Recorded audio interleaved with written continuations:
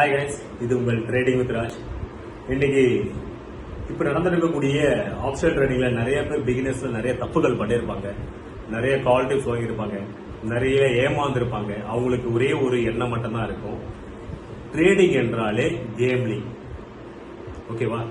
அது அவங்க மேல தப்பு இல்லை, அவங்க ஏமாந்த விதமா அந்த மாதிரி அவங்களால ஏமாந்துருப்பாங்க. அவங்க ஸ்கில் டெவலப் பண்ணிருப்பாங்க, டெவலப் பண்ணிருக்க மாட்டாங்க.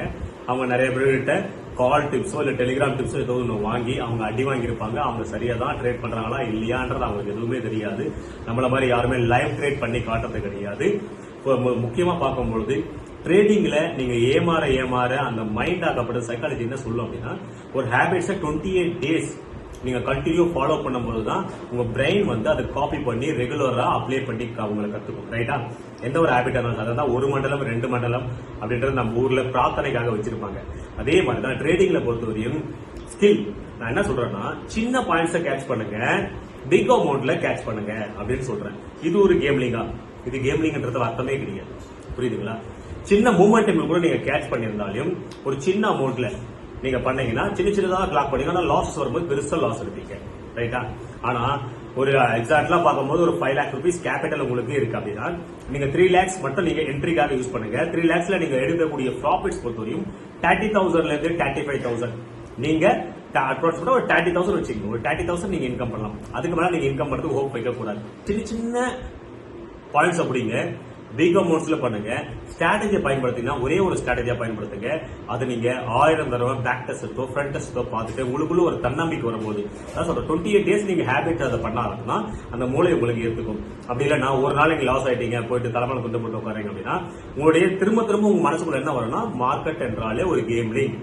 அப்போ மார்க்கெட்டை பேன் பண்ணலாமே. அப்படியே மார்க்கெட் ரன் பண்றாங்க, கேட்க முடியுமா?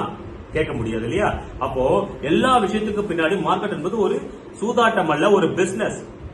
ஒரு பிசினஸா எடுக்கிறவங்களுக்கு அது லாஸ்ட்ல லாஸும் வரும், ப்ராஃபிட்ஸ் வரும். மந்த்லி எண்ட்ல இயர்லி எண்ட்ல நம்ம எப்படி இருக்குன்றதுதான் இதுல ஒரு சவாலா இருக்கும்.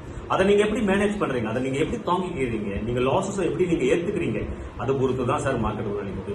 என்ன பிகினர்ஸ் என்ன நினைக்கிறாங்கன்னா, சாதாரண மக்கள் பைசா இருக்கிறவங்க ஓகே அதை மேனேஜ் பண்ண முடியும். பைசா இல்லாதவங்க கடனுடன் வாங்கி லோன் வாங்கி ட்ரேடிங் பண்றது அது பண்ணவே கூடாது. ஃபர்ஸ்ட் ஆஃப் ஆல் நீங்க லோன் கட்டணும், இல்ல இஎம்ஐ கட்டணும் ட்ரேட் பண்ணுவீங்க, அதில் நிறைய ஃபெயிலியர் ஆகுதுன்னு வாய்ப்பு இல்லை. ஏன்னா கொடுக்கணும் அப்படின்றதுக்காக நீங்க ட்ரேட் பண்ணுவீங்க, அப்ப நீங்க இதுல இருந்து எடுக்கவே முடியாது. எப்ப வரையும் பணத்துக்கு பின்னாடி நீங்க ஓடுறீங்களோ அப்ப வரையும் உங்க கையில அது சிக்காது.